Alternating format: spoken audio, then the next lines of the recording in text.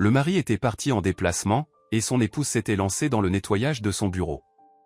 Ce qu'elle découvrit dans les papiers allait bouleverser sa vie à jamais. Bonjour, mes chers. Mettez vos affaires de côté une minute. Je veux vous raconter une histoire qui pourrait vous faire voir vos proches sous un autre jour. Dites-nous d'où vous nous regardez. Bonne écoute. Le froid piquant de ce matin de novembre rosissait les joues d'Espérance Leblanc alors qu'elle se tenait devant l'entrée de leur immeuble de 5 étages, disant au revoir à son mari. Le ciel gris, les arbres dénudés, l'asphalte noirci par la neige fondue, tout semblait refléter son état intérieur. Comme à chaque départ, Stéphane était nerveux et agité. En 27 ans de vie commune, elle s'était habituée à ces moments. La valise était prête depuis la veille, mais il manquait toujours quelque chose. « Tu m'appelleras quand tu seras arrivé ?» demanda-t-elle, ajustant le col de son manteau, lissant machinalement un pli imaginaire. « Oui, oui » répondit-il distraitement, le regard perdu au-dessus de sa tête.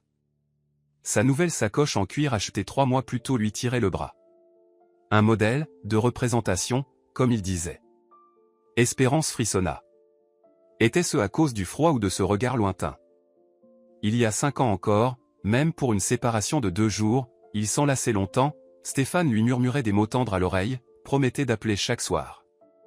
Maintenant, il lui donna un bref baiser sur la joue, laissant derrière lui une odeur de parfum inconnu, et tendit la main vers la poignée du taxi commandé sur une appli. « Tu as pris ton passeport ?» demanda-t-elle soudain, se souvenant qu'il avait dû revenir la dernière fois. Stéphane sursauta, se tapota le torse et soupira de soulagement. Mais dans son regard, elle aperçut une lueur d'irritation, ou de peur. « Bien sûr que je l'ai. »« Je ne suis pas un gamin », rétorqua-t-il d'un ton qui serra le cœur d'Espérance. « Depuis quand on se parle comme ça ?» se demanda-t-elle. Elle repensa au temps où il l'appelait « ma douce Espérance », « ma petite fée », « ma reine du foyer ». Aujourd'hui, il ne restait entre qu'un mur de phrases toutes faites et de corvées à régler. À ce moment-là, son téléphone sonna. Un modèle dernier cri, acheté, pour l'image, comme il disait. Stéphane le sortit, jeta un œil à l'écran, puis s'éloigna de quelques pas, jusqu'à l'aire de jeu. Il parla à voix basse, presque en chuchotant, le dos tourné à sa femme. Espérance connaissait bien cette attitude. C'est ainsi qu'il parlait à ses supérieurs ou à ses clients importants. Mais avant, au moins, il lui lançait un regard gêné avant de s'éloigner. « Oui, je pars. »« Non, tout est en ordre. »« Évidemment, j'ai les documents avec moi, » dit-il d'un ton mielleux qu'il réservait habituellement aux gros clients. Le vent porta sa voix, et Espérance entendit la fin de la phrase. « T'en fais pas, elle ne se doute de rien. » Un frisson lui parcourut l'échine. Elle en fut la première surprise. Il parlait sûrement d'un cadeau d'anniversaire, c'était dans 1 mois. Même si, ces derniers temps, Stéphane se contentait d'une enveloppe.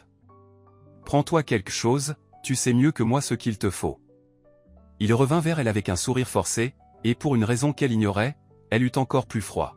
« Bon, il faut que j'y aille. Je reviens dans 5 jours, dit-il en ajustant sa montre hors de prix, qu'il prétendait avoir reçue en prime. « Tu disais 3 jours, avant ?» fit remarquer Espérance. « J'ai une leçon publique après-demain, tu avais promis de venir. » D'autres réunions se sont ajoutées, répondit-il en haussant les épaules, puis il monta dans le taxi, saluant de l'intérieur. « Étienne ira à ta place, si jamais, lança-t-il avant que la porte ne se referme. Espérance suivit du regard la voiture qui s'éloignait, une boule lui montant à la gorge. Ces derniers mois, ses déplacements étaient devenus si fréquents que ça en devenait gênant. Avant, c'était 1 fois par mois. Maintenant, chaque semaine. On se développe à l'international, disait-il. La société de construction, Cèdre, où il était directeur commercial, grandissait effectivement. Peut-être que c'est ça qui l'avait changé. Il rentrait tard, souvent avec un verre dans le nez, prétextant des dîners d'affaires. Il ne s'intéressait plus à la maison, aux problèmes scolaires, ni à ce qu'elle ressentait. Elle monta lentement l'escalier écaillé, l'ascenseur était en panne depuis des mois en repensant à l'homme qu'il avait été. Les soirées enlacées devant de vieux films. Les week-ends dans leur maisonnette en banlieue verte, où ils faisaient pousser des tomates et s'en vantaient devant leur voisin Pierre. Les soirées entre amis où Stéphane chantait à la guitare. Quand tout ça s'est-il terminé? Après sa promotion? Ou avant? Elle ouvrit la porte et entra dans l'appartement. leurs 3 pièces semblaient plus vides que jamais. Elle se déchaussa, ôta son manteau, alla dans la salle de bain, se regarda dans le miroir et grimaça. Ses cheveux autrefois châtains, maintenant parsemés de gris, étaient relevés en chignon. Des rides autour des yeux. Un regard fatigué. « Tu devrais aller chez l'esthéticienne », avait lancé Stéphane en feuilletant un magazine de mode laissé là par leur amie Thérèse. Espérance n'avait rien dit. Pourtant, elle aurait pu répondre que le salaire d'une prof ne permet pas de folie, et que les primes de son mari disparaissaient Dieu sait où. Dans la cuisine, elle prépara machinalement du thé et sortit une vieille tasse d'un service offert par sa mère pour leur mariage. Une porcelaine fine, des myosotis bleus au bord, une ébréchure discrètement recollée.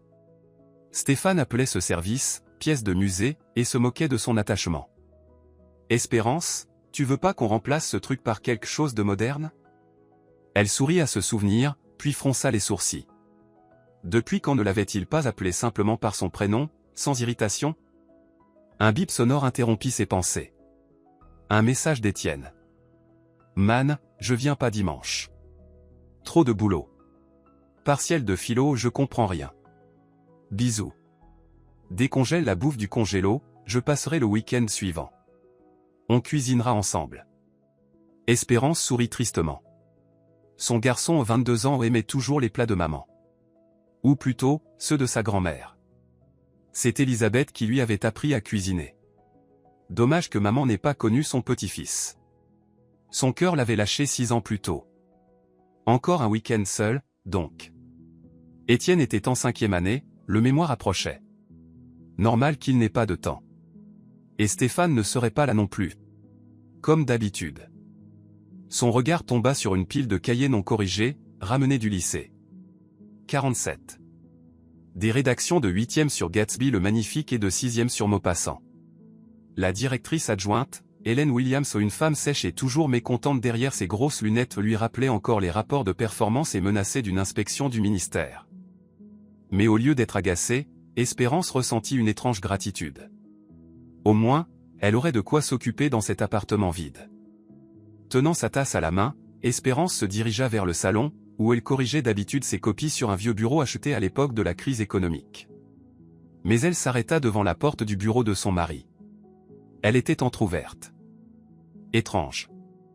D'ordinaire, Stéphane la fermait toujours à clé avant de partir.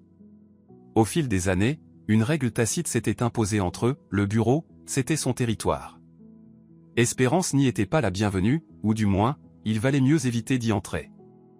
Chacun a besoin de son espace, disait-il. Il y a des documents importants, tu pourrais tout mélanger sans faire exprès. Elle acquiesçait, même si, parfois, elle avait envie de lui rappeler que ses copies et ses plans de cours aussi étaient importants et pourtant ils traînaient un peu partout dans l'appartement. Guidée par une impulsion soudaine, Espérance poussa la porte et entra. Un parfum d'eau de Cologne, nouveau, fort, raffiné, avec des notes de santal et d'autres choses, l'enveloppa. Rien à voir avec l'odeur familière de son mari. Elle l'avait déjà remarqué sur lui le mois précédent, après un de ses fameux rendez-vous professionnels. C'est un cadeau d'un partenaire pour l'anniversaire de la boîte, avait-il lâché avant de changer rapidement de sujet. Le bureau semblait anormalement en désordre. Un tiroir entrouvert, des papiers éparpillés, l'agenda en cuir jeté ouvert sur le clavier de l'ordinateur portable, les livres rangés n'importe comment. Comme si quelqu'un avait fouillé à la va-vite. Ou caché quelque chose. Espérance soupira et posa sa tasse sur la petite table basse rapportée autrefois de la maison de campagne de son beau-père. Après tout, les fêtes approchaient, et qui dit nouvel an, dit ménage de fond en comble. Son mari n'en avait jamais le temps, alors pourquoi ne pas commencer par là? Puisqu'il avait laissé la porte ouverte, elle pouvait bien lui faire la surprise. De toute façon, elle n'avait pas la tête à corriger ses copies. Ou alors, souffla une voix en elle, tu veux juste vérifier s'il ne te cache pas quelque chose. Elle chassa cette pensée et ouvrit la fenêtre pour aérer. L'air froid s'engouffra, la faisant frissonner. Elle retroussa les manches, bien décidée à s'y mettre, loin d'imaginer que dans une heure, sa vie serait divisée en un avant et un après. Elle commença par le bureau. Elle rassembla soigneusement les feuilles éparses en une pile, nettoya l'écran de l'ordinateur, que Stéphane utilisait de moins en moins au profit de son tout nouveau portable acheté grâce à une prime incroyable. On est au XXIe siècle, Espérance. Il faut vivre avec son temps, avait-il déclaré avec un air docte quand elle lui avait timidement demandé à quoi servait encore ce genre d'achat, alors que l'ancien fonctionnait très bien. Elle poussa un léger soupir en se souvenant de sa tentative de partir en cure cette année pour soulager son dos. Des années passées penchées sur des cahiers la faisaient souffrir, mais les congés payés n'avaient pas suffi. Stéphane avait promis de compléter, mais il avait fini par évoquer des dépenses imprévues. Maintenant, elle comprenait vaguement où cet argent avait pu passer. En ouvrant le premier tiroir, elle trouva des fournitures classiques, trombones, agrafeuses, stylos de toutes les couleurs, crayons, quelques clés USB étiquetées, projets, et sauvegarde. Tout était en désordre, ce qui ne ressemblait pas du tout à Stéphane, habituellement méticuleux dans les moindres détails. Machinalement, elle se mit à tout trier, un réflexe de prof comme elle le faisait dans son bureau à l'école et apprenait à ses élèves. Un bureau en ordre, c'est un esprit en ordre. Sous une pile de post-it, elle trouva un reçu froissé du restaurant, Clair de Lune, une adresse chic en plein centre-ville où, selon la rumeur, un verre de vin coûtait la moitié de son salaire de prof. Le montant à 4 chiffres encerclés au stylo la fit hausser les sourcils. La date vendredi dernier. Le soir où Stéphane prétendait être retenu à une réunion d'urgence avec des sous-traitants. Un dîner pro, aurait-il dit. Mais ces derniers temps, il justifiait de moins en moins ses dépenses. À côté, elle trouva une carte de visite du salon, Aphrodite, avec un coin écorné, au dos, une annotation manuscrite, 15 h, mercredi, formule romantique. Le cœur d'Espérance se serra. Elle se rappelait parfaitement ce mercredi, 3 semaines plus tôt. Elle avait appelé Stéphane, inquiète de ne pas le voir rentrer, et il avait répondu, agacé, qu'il était coincé en rendez-vous important, qu'il ne savait pas quand il serait libre. Elle posa la carte et le reçut au bord du bureau, décidant de ne pas tirer de conclusions hâtives, même si quelque chose en elle se contractait douloureusement. Le tiroir suivant était fermé à clé. Bizarre. D'habitude, Stéphane ne verrouillait pas les tiroirs. Enfin, pas avant. Il ne me craint même plus, pensa-t-elle avec une ironie amère, se rappelant les débuts de leur mariage où il cachait en rigolant son portefeuille pour préserver la surprise de Noël. Elle força un peu, sans succès. La clé devait être quelque part. Elle scruta la pièce et aperçut un trousseau accroché derrière un tableau à un paysage discret peint par Sullivan, un artiste local que Stéphane avait parrainé pour une expo et qu'il n'arrêtait pas de mentionner à tout bout de champ. Avec les clés à la main, elle retourna au bureau, un étrange malaise la gagnant. Elle se sentait comme une intruse. Dans sa propre maison, dans son propre appartement, se rappela-t-elle en tentant de refouler sa culpabilité. Le deuxième plus grand clé entra parfaitement. Dans le tiroir, des chemises cartonnées bien alignées, un organiseur en cuir et plusieurs enveloppes scellées portant le logo de la BNP Paribas. Espérance sortit la première chemise, étiquetée « Contrat ». À l'intérieur, des copies d'accords entre la société, Cèdre, et divers partenaires, des rapports de travaux, des devis. Rien d'anormal à première vue. Juste des documents pro, même si certains montants l'étonnèrent. La seconde chemise, marquée « Personnel », contenait des papiers familiaux, leur acte de mariage, jauni avec le temps, l'acte de naissance d'Étienne, des assurances, des copies de passeport. Elle sourit malgré elle en tombant sur une vieille photo un peu passée, eux trois dans le jardin de leur maison de campagne, Étienne tenant un immense tournesol, éclatant de rire avec ses dents de lait en train de tomber. Elle revit Stéphane le porter sur ses épaules, le faire tourner, les éclats de rire, le barbecue, les voisins venus partager un verre. Une époque heureuse. Sous la photo, elle trouva une feuille pliée en 4. En la dépliant, elle découvrit des résultats d'analyse médicale au nom de Stéphane Rounds, marqués « Urgent », avec des valeurs soulignées en rouge hors norme. La date remontait à 1 mois. En bas, une note manuscrite, « Consultation en cardiologie fortement recommandée ». Le cœur d'Espérance se serra. Stéphane ne lui avait rien dit. Il lui cachait aussi ça? Elle replia doucement le papier et le remit à sa place, décidée à en parler avec lui plus tard. La troisième chemise portait simplement l'étiquette « AP ». Espérance fronça les sourcils. Qu'est-ce que ça voulait dire? Elle l'ouvrit, et resta figée comme foudroyée. Le premier document était un acte de propriété.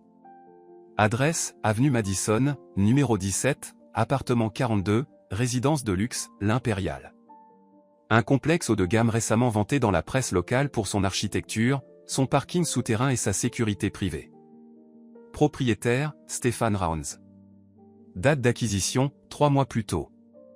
La tête d'Espérance se mit à tourner. Sa bouche s'assécha d'un coup. Elle chercha machinalement sa tasse de thé, vide. Un appartement? Quel appartement? Pourquoi Stéphane ne lui avait-il rien dit? Il vivait toujours dans ce vieil immeuble, rêvant depuis des années d'un nouveau chez eux, mais il repoussait sans cesse. D'abord pour inscrire Étienne dans une bonne école, puis pour l'université, ensuite pour acheter une voiture quand l'ancienne était tombée en panne. Les mains tremblantes, elle continua à feuilleter les papiers. Un contrat avec le magasin de meubles, Eden, pour aménager un salon et une chambre. Une somme à faire tourner la tête. Des tickets de caisse de la boutique de linge de lit, Rêve doux. Une facture pour une installation domotique avec tous les détails. Tous ces documents dataient des 2 derniers mois. C'est peut-être une surprise, pensa-t-elle soudain avec espoir. Un cadeau pour mon anniversaire? Après tout, on en parlait depuis si longtemps, de cet appartement. Mais le document suivant détruisit cette illusion. C'était un billet d'avion électronique imprimé. 2 places en classe à faire pour Barcelone. Stéphane Raons et Christina Andersen. Départ dans 3 jours. En déplacement, se rappela-t-elle avec amertume. Juste à côté, une réservation d'hôtel. Suite de luxe avec vue sur mer, 5 étoiles, cette nuit. Rubrique, demande spéciale, champagne et fruits dans la chambre à l'arrivée. Décoration romantique. Un bourdonnement envahit ses oreilles, des nausées lui montèrent à la gorge, des taches noires dansèrent devant ses yeux. Elle s'affala dans le fauteuil de Stéphane, essayant de contrôler le flot d'émotions. Elle respira lentement, comme sa belle-mère le lui avait appris pour calmer ses crises d'angoisse. Petit à petit, elle retrouva son calme. Dans un état second, elle continua d'examiner la chemise. Un relevé bancaire montrait un virement conséquent vers un compte étranger, avec la mention « Dépenses personnelles ». Une copie de contrat de crédit BNP Paribas, signé 6 mois plus tôt, pour 500 000 € dont elle n'avait jamais entendu parler. Et des photos. Brillantes, nettes. Stéphane aux côtés d'une jeune femme. Une blonde élancée, la trentaine, visage de mannequin.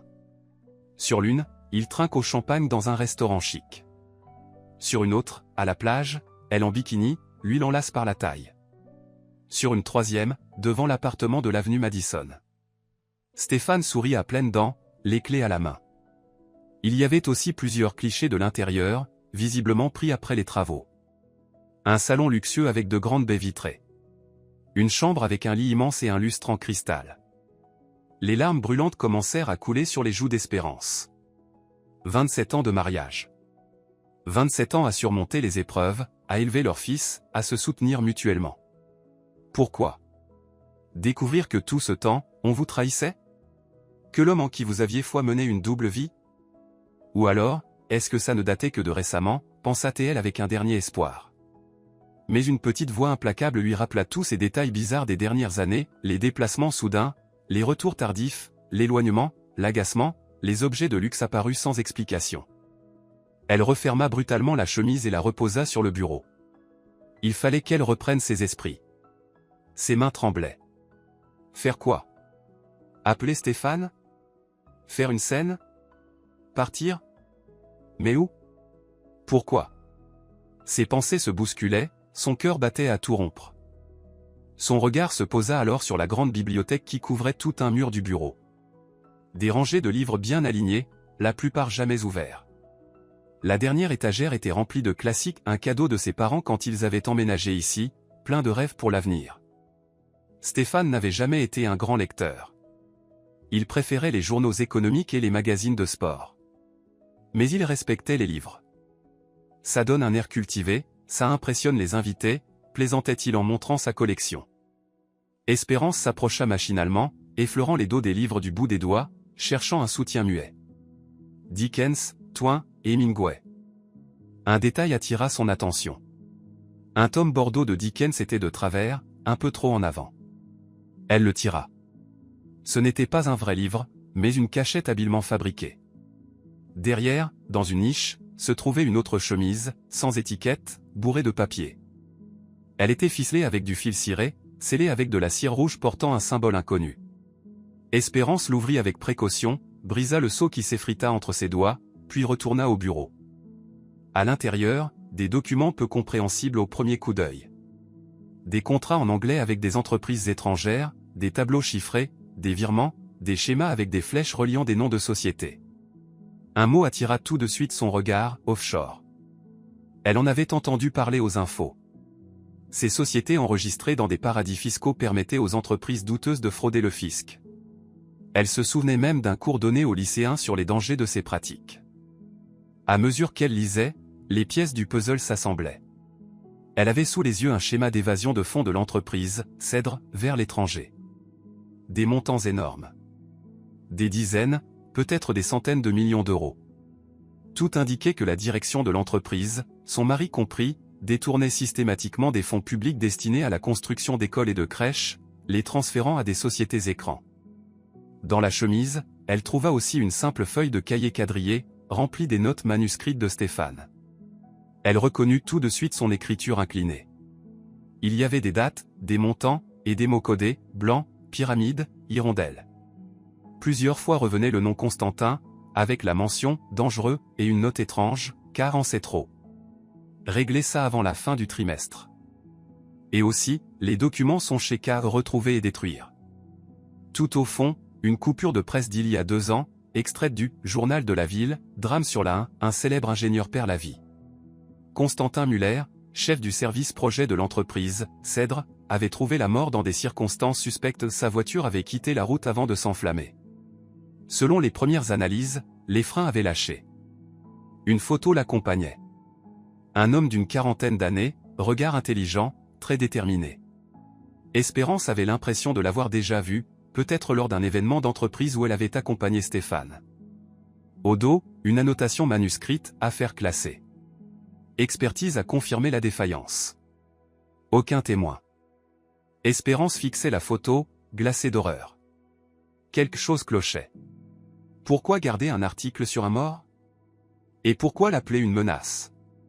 Ces guillemets autour de « confirmait ». Et si l'accident avait été provoqué? Elle eut soudain du mal à respirer. En qui s'était transformé son mari? Avec qui vivait-elle depuis toutes ces années? Et qui étaient tous ces gens qui l'entouraient? Un bruit strident la ramena à la réalité. Le téléphone, resté sur la table de la cuisine, vibrait avec insistance. Elle sursauta, rassembla rapidement tous les documents, les fourra dans la chemise et courut vers la cuisine en essuyant ses larmes au passage. C'était Thérèse, sa meilleure amie depuis le lycée. Aujourd'hui directrice comptable dans une grosse boîte, intelligente, terre à accent grave terre, toujours là pour elle malgré une vie pas facile avec 2 enfants après un divorce douloureux. Espérance, mais t'es où? Je t'ai appelé 3 fois déjà, lança la voix inquiète de son ami. T'as oublié ou quoi? On devait aller voir la nouvelle comédie romantique. Je suis devant chez toi depuis 15 minutes, je me les gèle. T'es où? Espérance inspira profondément, tentant de calmer le tremblement dans sa voix. Thérèse, excuse-moi. J'ai complètement oublié. Stéphane est parti en déplacement, et j'ai décidé de faire un peu de rangement dans son bureau. Du rangement, s'étonna Thérèse. Mais tu disais toujours que c'était une sorte de sanctuaire, interdit d'entrée. Oui, mais... Espérance hésita. Elle ne savait pas si elle devait parler de ce qu'elle avait découvert par téléphone. Écoute, tu pourrais monter? On oublie le ciné, mais... 5 minutes plus tard, Thérèse sonnait à la porte. Grande, énergique, habillée d'un manteau rouge vif et d'un rouge à lèvres assorti, elle entra comme un courant d'air, apportant avec elle un parfum bon marché mais tenace. « Qu'est-ce qui se passe » demanda-t-elle en enlevant ses bottes. « T'avais une voix, j'en ai eu des frissons. » Espérance la conduisit en silence à la cuisine, sortit une bouteille de whisky entamée, un cadeau de Stéphane à Noël dernier et 2 verres. « Eh ben, siffla Thérèse. C'est du sérieux si tu sors le whisky. La dernière fois, c'était quand Étienne a eu son accident. » Espérance versa une petite dose, but sec ce qui ne lui arrivait jamais et, voyant le regard choqué de son ami, dit d'une voix sourde. « Stéphane me trompe. Et pas seulement. Je crois qu'il est impliqué dans quelque chose d'illégal. » Thérèse reposa son verre intact et la fixa d'un air grave. « Raconte tout depuis le début. Qu'est-ce qui te fait dire ça ?» Espérance lui montra les documents. Thérèse les examina attentivement, fronçant de plus en plus les sourcils à chaque page. Son esprit de comptable saisit vite les montages financiers. C'est grave, Espérance. Très grave.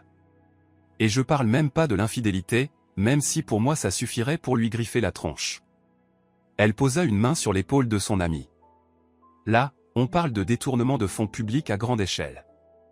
Et avec cette coupure de presse sur l'accident, si ce que tu penses est vrai, il s'agit peut-être même d'un meurtre. Qu'est-ce que je dois faire, Thérèse, murmura Espérance, au bord du désespoir. C'est pas juste une histoire de divorce. C'est... Je sais même pas comment appeler ça. J'ai vécu 27 ans avec un homme qui est peut-être... Stop. Tire pas de conclusion trop vite, dit Thérèse, gardant son sang-froid comme toujours. On va réfléchir. Il nous faut plus d'infos. Tu sais quelque chose sur cette Christina? Rien. J'ai jamais entendu son nom avant. Tu pourrais fouiller dans son téléphone? Il a mis un mot de passe l'an dernier. Avant, il n'y en avait pas. Maintenant. Elle eut un sourire amer. Maintenant, je comprends pourquoi. D'accord. Et cet appartement? Tu sais où c'est? Il y a l'adresse dans les papiers. Avenue Madison, numéro 17. C'est une résidence de luxe. À chaque fois qu'on passait devant, Stéphane disait que seuls les millionnaires pouvaient se le permettre, soupira Espérance. Et en fait, il y habite. Avec ça. Et ce Constantin Muller, demanda Thérèse, changeant de sujet pour ne pas trop remuer le couteau. Je sais pas. Il a bossé avec Stéphane, je crois. Je l'ai peut-être croisé à une soirée, je me souviens plus. Mais vu les notes manuscrites. Elle montra les papiers. Il savait des choses sur les magouilles. Il voulait sûrement tout révéler. Et ensuite, cet accident. Beaucoup trop pratique, tout ça, acquiesça Thérèse. Et maintenant? Tu comptes faire quoi? Je sais pas, répondit Espérance en se prenant la tête entre les mains. Peut-être attendre que Stéphane revienne et lui parler. Surtout pas, dit Thérèse, ferme. S'il est vraiment impliqué dans un meurtre, c'est dangereux, Espérance. Tu dois être prudente. Il ne doit pas savoir que tu sais. Espérance frissonna. Elle n'avait pas encore pensé à ça. Se pouvait-il que l'homme qu'elle avait aimé soit une menace pour elle? Qu'est-ce que je fais alors? D'abord, il faut rassembler plus de preuves, répondit Thérèse, résolue. Faire des copies de tout ça, au cas où. Ensuite, on peut aller voir cette fameuse résidence, essayer d'en savoir plus sur Christina. Et aussi. Elle hésita. Il faut retrouver ce Constantin Muller. Mais il est mort, il y a 2 ans. T'en es sûr, fit Thérèse avec un regard lourd de sens. D'après les notes de ton mari, il est encore vu comme une menace. Car en sait trop. Faut régler ça. Peut-être qu'il est vivant, qu'il se cache, et qu'il a des preuves contre Stéphane et ses complices. Espérance réfléchit. Les paroles de son ami faisaient sens. Je peux faire des recherches sur lui en ligne, proposa-t-elle. Peut-être retrouver des proches, des amis. Bonne idée, acquiesça Thérèse. Et il faudrait aussi en parler à Étienne. Il a le droit de savoir. Non, répondit Espérance. Pas maintenant. Il est en pleine période d'examen. Bientôt la soutenance de son mémoire. Je veux pas lui mettre ça sur le dos. Comme tu veux, dit Thérèse en haussant les épaules. Mais tôt ou tard, il faudra lui dire. Ça le concerne aussi. Elles discutèrent jusque tard dans la nuit, construisant un plan d'action. Thérèse voulait aller directement à la police, mais Espérance refusait. Tant qu'elle n'avait pas de preuves formelles, elle ne pouvait pas dénoncer son propre mari. C'est pas seulement ta vie qui est en jeu, Espérance, dit Thérèse, sérieuse. S'ils ont volé l'argent public, ce sont les enfants, les familles, les écoles qui ont été lésées. Je sais, murmura Espérance en se mordant la lèvre. Mais il me faut du temps. C'est trop. Trop soudain. Ce matin encore, ma vie était normale. Et maintenant? Elle haussa les bras. Je comprends, répondit Thérèse, adoucie. Tu sais quoi? Demain c'est samedi, t'as pas cours. Allons voir cette fameuse adresse. Et après, on verra. Elles en restèrent là. Thérèse passa la nuit chez elle. Elles installèrent un lit d'appoint dans le salon, comme au bon vieux temps où elles dormaient souvent l'une chez l'autre. Espérance mit longtemps à s'endormir, seule dans son lit conjugal. Les pensées tournaient en boucle, comment avait-elle pu ne pas voir que son mari devenait un monstre? Quand est-ce que tout avait changé? Et surtout, que faire maintenant? Le matin venu, après un thé bien fort, le café lui donnait toujours des palpitations et elle partir vers l'adresse indiquée. La résidence, impériale, était un immeuble flambant neuf, luxueux, avec parking souterrain, concierge et caméra de surveillance. Comment on va entrer là-dedans? Chuchota Espérance, arrêtée devant la façade étincelante de verre et de métal. Laisse-moi faire, répondit Thérèse avec un clin d'œil, et elle s'avança d'un pas vers l'entrée. Au comptoir de la conciergerie, Thérèse afficha son plus beau sourire et s'adressa au concierge comme si elle était chez elle. Bonjour. On vient voir Stéphane, au 42. Il nous a demandé de lui déposer des documents. Le concierge, un monsieur âgé à la barbe grise bien taillée, hocha poliment la tête. Rounds? Il est parti hier matin. Il a dit qu'il partait en déplacement pour une semaine. Oui, on sait, répondit Thérèse sans se démonter. Il nous a demandé de laisser les documents dans l'appartement. Il nous a donné les clés. Elle sortit ostensiblement un trousseau de clés de son sac, les siennes, bien sûr, mais le concierge n'en savait rien. Très bien, allez-y, il appuya sur un bouton pour ouvrir le portique. L'ascenseur est à gauche. Le 42 est au 4e étage. Quand elles s'éloignèrent, Espérance souffla de soulagement. Tu m'as bluffé. Comment t'as fait ça? Tout est dans l'assurance, sourit Thérèse. Agis comme si tu étais à ta place, et personne ne remettra en question. Mais le plus dur arrive. On n'a pas la clé de l'appart. Elles montèrent au 4e étage. Le couloir était spacieux et lumineux, moquette épaisse au sol, applique design au mur. Tout respirait le luxe et l'élégance. C'est ici, dit Espérance, arrêtée devant la porte numéro 42. Son cœur battait si fort qu'elle avait l'impression qu'on l'entendait dans tout l'étage. Sans hésiter, Thérèse appuya sur la sonnette. Une fois. 2 fois. Aucune réponse. Il n'y a personne, apparemment, murmura-t-elle. Mais par précaution. Elles restèrent plantées là encore 5 bonnes minutes, à tendre l'oreille. Silence complet. Bon, on s'en va, décida Thérèse. On a eu ce qu'on voulait. L'appartement existe, ton mari y vient. Elle s'apprêtait à repartir quand la porte de l'appartement voisin s'entr'ouvrit. Une vieille dame en peignoir apparut, les yeux remplis de curiosité.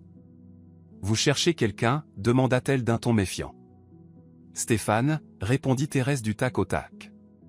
Mais visiblement il n'est pas là. Vous parlez de Rounds? Le visage de la voisine s'adoucit. Il est parti hier. Avec une grosse valise. Il a dit qu'il partait en déplacement. Et vous, vous êtes? Collègue, enchaîna Thérèse. On lui apportait des documents urgents, mais visiblement on arrive trop tard. Et la jeune femme? Elle est partie avec lui. Espérance sentit ses jambes flancher. Quelle jeune femme? Ben, sa femme, Christina. Une vraie beauté. Toujours bien habillée, perchée sur des talons. Ils ont emménagé ici il y a 3 mois. Un couple charmant. Il lui offre tout le temps des fleurs. Elle sourit. C'est beau de voir un homme si attentionné. Espérance sentit le sol se dérober sous ses pieds. Sa femme. Il l'avait présentée comme sa femme. Thérèse lui serra fermement la main, comme pour lui dire de tenir bon. Ah oui, bien sûr, répondit-elle avec un sourire. On ne savait pas que Christina était partie aussi. Bon, on lui enverra les documents par mail. Merci beaucoup. Elles saluèrent rapidement et prirent la direction de l'ascenseur. Une fois dehors, Espérance éclata en sanglots contre le mur du bâtiment. Sa femme. Il l'a appelée sa femme. Répétait-elle entre ses larmes. 27 ans de mariage. Et lui?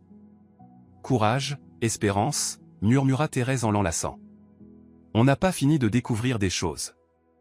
Elles marchèrent lentement, échangeant leurs impressions. Elles s'arrêtèrent dans un petit café de coin de rue, commandèrent un thé. Donc il mène une double vie, résuma Thérèse. Et depuis un bon moment, on dirait. Mais ces histoires de fraude. Et ce Constantin? Quel est son lien là-dedans? Il faut le retrouver, déclara Espérance en essuyant ses larmes. S'il est vivant et caché, il pourra peut-être nous aider à comprendre. Mais comment faire? On ne sait même pas s'il est encore vivant. On peut chercher sur Internet. Peut-être trouver sa famille ou ses proches. De retour à la maison, elles se jetèrent sur l'ordinateur. Espérance tapa « Constantin Muller, ingénieur, Cèdre ». Les résultats étaient rares. Quelques articles sur les projets de l'entreprise où il était mentionné comme ingénieur en chef. Et bien sûr, l'article sur son accident mortel. « Regarde », dit Thérèse en montrant un résultat. Là, on parle de sa sœur, Olivia Muller. Elle avait donné une interview après sa mort. Elle disait ne pas croire à la version officielle de la panne de frein. Son frère était très prudent au volant. On pourrait essayer de la retrouver, s'anima Espérance. Peut-être qu'elle en sait plus. Une recherche sur les réseaux sociaux donna vite un résultat, Olivia Muller, 40 ans, enseignante dans un collège technique de la ville. Thérèse attrapa son téléphone. « Je vais l'appeler. Je dirai qu'on est journaliste et qu'on prépare un dossier sur la corruption dans le BTP. » Mais Thérèse, on n'est pas journaliste? C'est ce qu'on appelle une couverture, lança Thérèse avec un clin d'œil. T'inquiète, je gère. La conversation dura une dizaine de minutes. Thérèse se présenta comme journaliste pour un journal local, expliqua qu'elles enquêtaient sur des irrégularités chez Cèdre et voulait parler de Constantin. Olivia fut d'abord méfiante, puis accepta de les rencontrer dans 1 heure, au parc près du collège. On y va, déclara Thérèse en raccrochant. Pas une minute à perdre. Olivia Muller était une femme de taille moyenne, coupe courte, regard intelligent mais méfiant. Elle ressemblait beaucoup à son frère, les mêmes yeux perçants, la même bouche volontaire. « Vous venez de quel journal, déjà » demanda-t-elle en les rejoignant près de la fontaine. « Le journal de la ville » répondit Thérèse sans ciller. « On travaille sur un dossier concernant des détournements de fonds publics dans le secteur du bâtiment. On a des raisons de croire que votre frère détenait des informations importantes. » Olivia les scruta, évaluant si elle pouvait leur faire confiance. « Vous n'avez pas l'air de journaliste, » dit-elle enfin. « Surtout vous, » ajouta-t-elle en regardant Espérance. « Vous avez l'air perdu. Qu'est-ce que vous cherchez vraiment ?» Espérance et Thérèse échangèrent un regard. Puis Espérance prit une grande inspiration. « Vous avez raison. On n'est pas journaliste. Je suis l'épouse de Stéphane Raunz, le directeur commercial de Cèdre. Hier, j'ai découvert des documents qui prouvent que lui et d'autres dirigeants sont impliqués dans un énorme détournement d'argent public. Et, votre frère y est mentionné. Comme quelqu'un qui en savait trop. Et qui représentait une menace. » Olivia pâlit. « Je le savais ?» dit-elle d'une voix basse. Juste avant l'accident, Constantin n'était plus lui-même. Il m'a dit qu'il avait découvert de graves irrégularités, de gros détournements. Il voulait en parler au procureur. Et ensuite, il y a eu cet accident. Vous pensez que ce n'était pas un accident, demanda prudemment Thérèse. J'en suis convaincu, répondit Olivia fermement. Constantin était un conducteur expérimenté, et sa voiture était pratiquement neuve. L'expertise, ils ont trop vite conclu à un problème mécanique. Ils ne m'ont même pas laissé voir le rapport. Vous avez des preuves. Espérance se pencha. Peut-être que votre frère vous avait laissé des documents, ou qu'il vous avait raconté des détails. Olivia secoua la tête. Non. Il ne voulait pas m'impliquer. Il disait que c'était dangereux. Il avait un ami, Andrei Parker. Ils travaillaient ensemble. Mais après la mort de Constantin, Andrei a démissionné et a quitté la ville. J'ai essayé de le joindre, sans succès.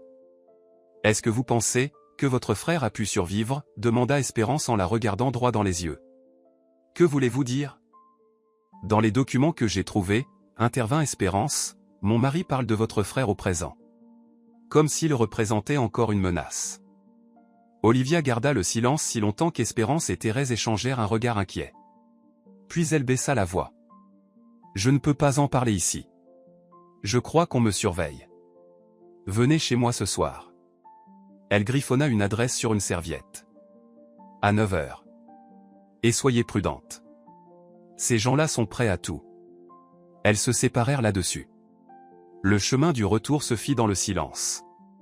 Le poids de la conversation les avait laissés sans voix. L'affaire devenait de plus en plus complexe et dangereuse. Qu'est-ce que t'en penses? Demanda enfin Espérance une fois rentrée. Tu crois que Constantin est vivant? Je ne sais pas, répondit Thérèse honnêtement. Mais une chose est sûre, on est tombé sur un sacré dossier. Et maintenant, impossible de reculer. Elles décidèrent de chercher des infos sur Andrei Parker, l'ami de Constantin. Sur les réseaux sociaux, plusieurs hommes portaient ce nom, mais aucun ne correspondait. En revanche, sur le site de l'entreprise Cèdre, elles tombèrent sur une ancienne photo, un jeune homme au visage ouvert, ingénieur du bureau d'études. Un article précisait qu'il était ami d'enfance de Constantin, et qu'ils avaient fait leurs études ensemble au Polytech. Regarde, montra Thérèse. Il a démissionné 2 semaines après la mort de Constantin. Coïncidence? J'en doute. Mais comment le retrouver? Espérance se massa les tempes. Elle avait la tête en vrac. Peut-être qu'Olivia aura une piste, dit Thérèse. Attendons ce soir. Elles n'eurent pas à attendre longtemps. À 19h, le téléphone sonna. Numéro inconnu. Allô, Espérance. Ne dites pas mon nom. Je suis un ami de Constantin. Olivia m'a parlé de vous. Andrei? Devina-t-elle. J'ai dit pas de nom, répondit l'homme, visiblement tendu. Écoutez-moi bien. N'allez pas chez Olivia ce soir. Son appartement est surveillé. Retrouvons-nous demain matin à 10h, à l'ancienne base nautique, à la sortie de la ville. Venez seul. Et ne parlez de ça à personne. Il raccrocha. Espérance resta figée, le téléphone à la main. C'était Parker, dit-elle à Thérèse. Il m'a dit que l'appartement d'Olivia est sous surveillance. Il veut qu'on se voie demain matin, à la base nautique. Et que j'y aille seul. Hors de question, déclara Thérèse. Tu n'iras pas seul. Ça peut être un piège. Mais s'il est vraiment de leur côté, s'il veut t'aider, alors on y va toutes les deux. Je resterai à distance. Il ne me verra pas. Mais seul, tu n'y vas pas. Et je ne discute pas. Espérance accepta. Elle avait peur, mais elle voulait savoir. Elle devait savoir. Le soir, Thérèse rentra chez elle. Elle voulait s'assurer que tout allait bien avec les enfants et préparer des affaires pour le lendemain. Elles convinrent de se retrouver à la gare routière le matin, pour prendre le car qui allait jusqu'à la base nautique. Seule dans l'appartement, Espérance sentit le poids de la journée l'écraser. Elle s'effondra dans un fauteuil, les mains sur le visage. Comment sa vie avait-elle pu basculer à ce point? La veille encore, elle était une prof respectée, épouse d'un cadre dynamique, mère d'un étudiant brillant. Et aujourd'hui? Une femme trahie. Témoin d'un crime. Peut-être même une cible. Ses pensées furent interrompues par la sonnerie de la porte. Son cœur bondit. Qui pouvait venir à cette heure? Stéphane? Était-il revenu plus tôt? Ou pire? Prudemment, elle s'approcha et regarda par le Judas. Un homme grand, en veste sombre, capuche sur la tête, se tenait sur le palier. Qui est-ce? demanda-t-elle, la voix tremblante, sans retirer la chaîne. Espérance, murmura-t-il, ouvrez, je vous en prie. Je suis un ami de Constantin. Il faut qu'on parle. C'est urgent. On avait rendez-vous demain, dit-elle en tentant de raffermir sa voix. Les choses ont changé. Stéphane rentre. Demain, ce sera trop tard. Espérance sentit son souffle se couper. Comment savait-il que Stéphane rentrait? Et qu'ils avaient rendez-vous? Quelque chose clochait. Elle se rappela l'avertissement de Thérèse, ça peut être un piège. Mais si cet homme savait vraiment quelque chose? Je n'ouvre pas tant que je ne vois pas votre visage, dit-elle fermement, serrant son téléphone dans la poche de sa robe de chambre, prête à appeler la police. L'homme hésita, puis repoussa lentement sa capuche et se tourna vers le Judas. Espérance vit un visage aux traits nets, des yeux bruns profonds, une barbe de quelques jours. Il n'avait rien d'un criminel. Il avait l'air d'un homme acculé, fatigué, mais sincère. Il inspirait confiance. Je vous ai vu sur le site de l'entreprise, dit-elle sans ouvrir. Vous êtes Andrei Parker, c'est ça? Il hocha la tête, jetant un œil nerveux à la cage d'escalier. Oui. C'est moi. Et on doit vraiment parler. Vite. Je ne vous ferai aucun mal. Espérance hésita. La raison lui disait de ne pas ouvrir. Mais son instinct lui disait le contraire. Et puis, elle savait qu'Anna, la voisine, était chez elle et elle entendait son téléviseur à travers la cloison. « D'accord, » dit-elle en retirant la chaîne et en ouvrant la porte juste un peu. « Parlez. »« Mais je ne vous fais pas entrer. »« Je comprends, » dit Andréi, à voix basse mais claire. « Mais croyez-moi, c'est dangereux de rester ici. Il est possible que votre appartement soit sous surveillance. » Ces mots glacèrent le sang d'Espérance. Elle jeta instinctivement un regard autour d'elle, comme si un espion pouvait surgir d'un coin sombre de l'appartement. « Comment vous savez pour Stéphane » demanda-t-elle, toujours sans ouvrir complètement la porte. « Je sais bien plus que vous ne l'imaginez, » répondit Parker. « Je sais pour les magouilles chez Cèdre, pour la double vie de votre mari, sa liaison avec Christina, et pour ce qui est vraiment arrivé à Constantin. Tenez. » Il lui tendit son téléphone, affichant une photo. C'était nous deux, une semaine avant l'accident. Vous le reconnaissez? Sur l'écran, deux hommes souriaient devant un chantier. L'un d'eux, c'était Parker. L'autre, Espérance le reconnut tout de suite, c'était l'homme sur la coupure de presse, Constantin Muller. Il se tenait par l'épaule, complice. Espérance sentit un nœud dans sa gorge. Cet homme connaissait réellement Constantin. Il pouvait donc connaître la vérité sur sa mort. « Entrez » dit-elle en ouvrant la porte. « Mais vite. » Parker se glissa à l'intérieur. Espérance referma aussitôt, remit la chaîne. Ils allèrent dans la cuisine, l'endroit qui lui semblait le plus neutre et le plus sûr. Elle lui fit signe de s'asseoir, mais il resta debout, jetant des regards inquiets par la fenêtre.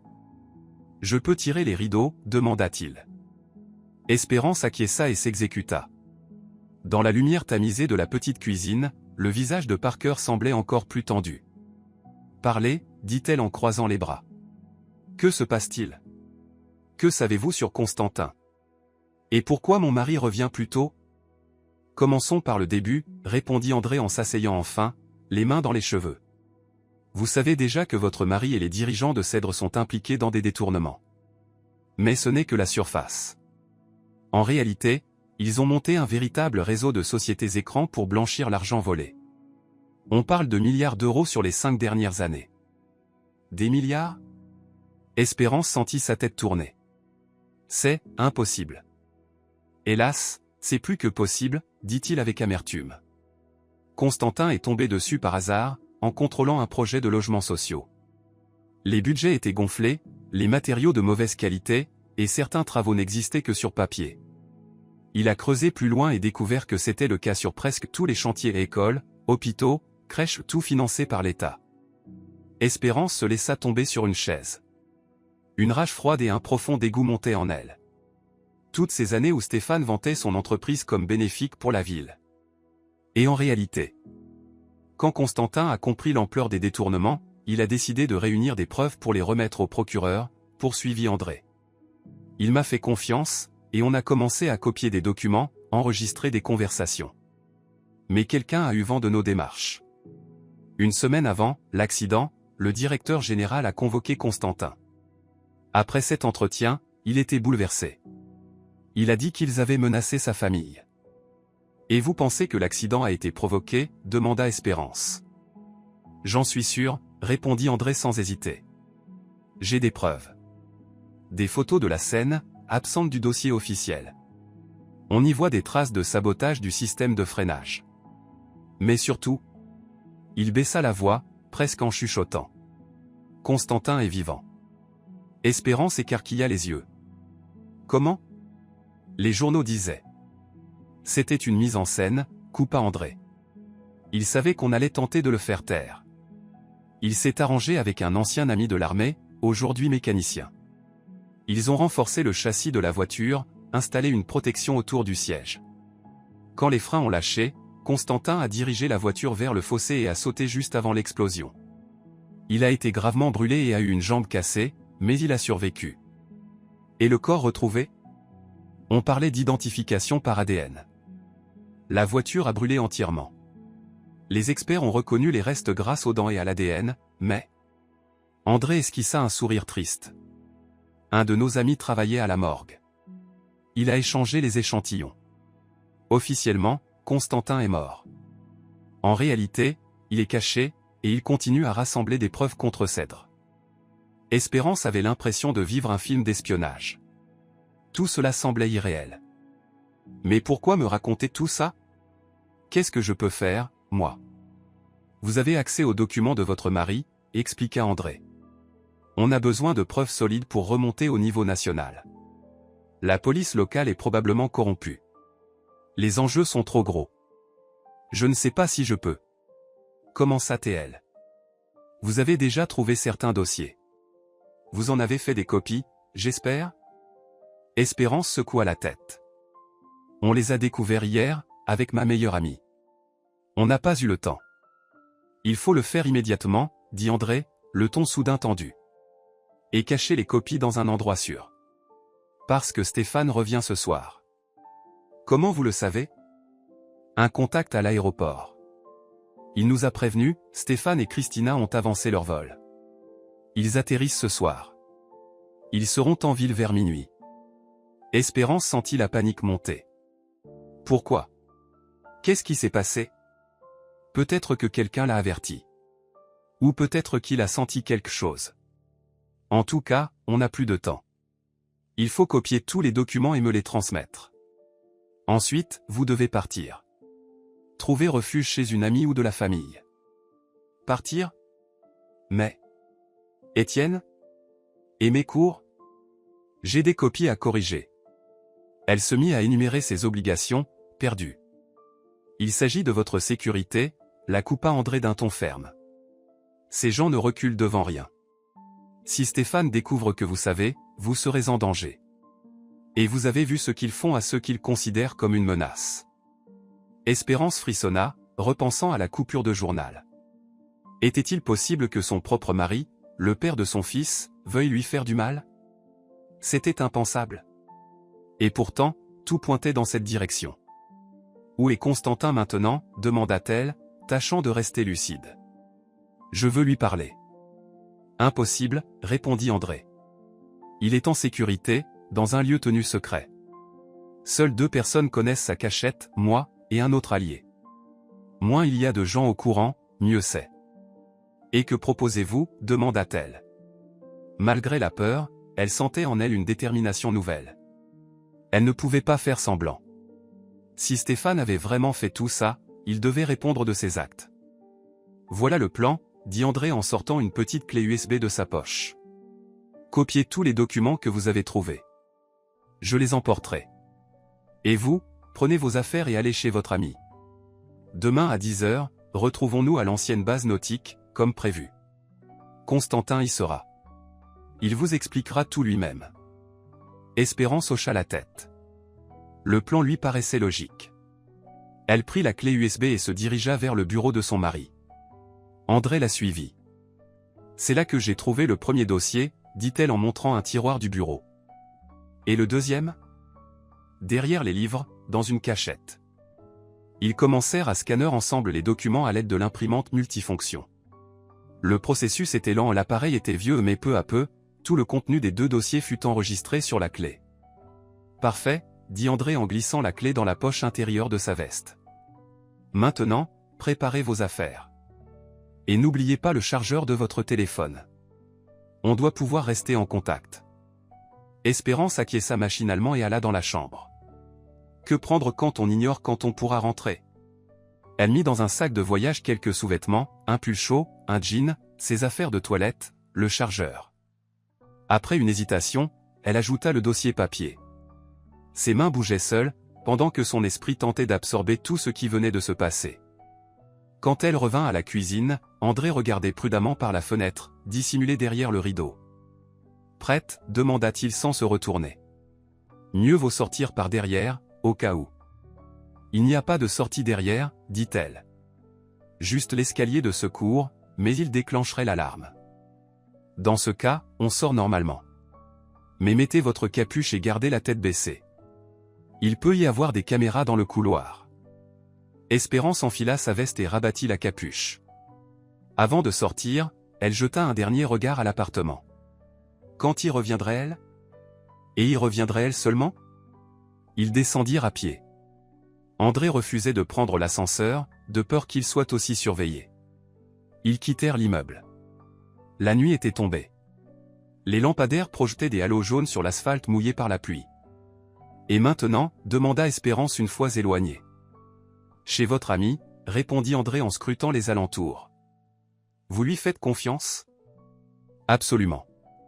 On est amis depuis le lycée. Parfait. Vous dormirez chez elle, et demain matin on se retrouve à la vieille station nautique. Ils prirent le bus jusqu'au quartier où vivait Thérèse. Tout le long du trajet, André était sur ses gardes, jetant des coups d'œil autour de lui et consultant son téléphone. Espérance se sentait aussi nerveuse. Elle avait l'impression que tous les passagers les observaient, devinant qu'ils fuyaient quelque chose. À l'arrêt, André s'arrêta brusquement. « Attendez. On pourrait être suivi.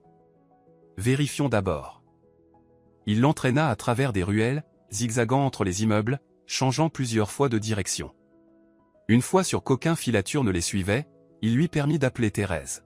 « Thérèse, c'est moi, » dit Espérance d'un ton calme. « Je peux venir chez toi? J'ai besoin d'aide. » « Bien sûr, » répondit son amie, inquiète. « Il s'est passé quelque chose? Je t'expliquerai en arrivant. Je ne suis pas seul. » Après une courte pause, Thérèse dit simplement. « D'accord. Je vous attends. » L'appartement de Thérèse se trouvait dans un immeuble banal, mais l'intérieur était décoré avec goût, le reflet de son bon salaire de chef comptable. Elle les accueillit à la porte, l'air soucieux en voyant le visage pâle de son ami et l'homme inconnu à ses côtés. « Entrez, » dit-elle en s'écartant pour les laisser passer, puis ferma aussitôt tous les verrous. « Les enfants sont chez leur grand-mère. On peut parler tranquille. » Ils allèrent dans le salon.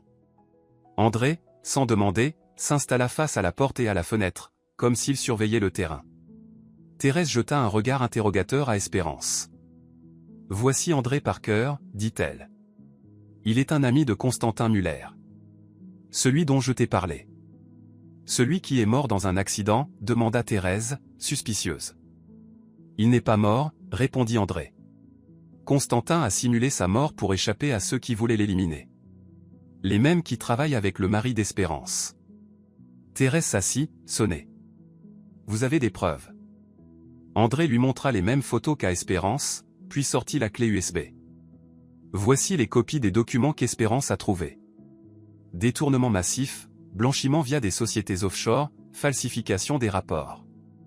Et aussi les preuves que l'accident de Constantin a été provoqué. » Thérèse prit la clé, l'observa quelques secondes. « Et qu'est-ce que vous attendez de nous? Que vous hébergiez Espérance pour la nuit. Son mari revient plus tôt que prévu, cette nuit.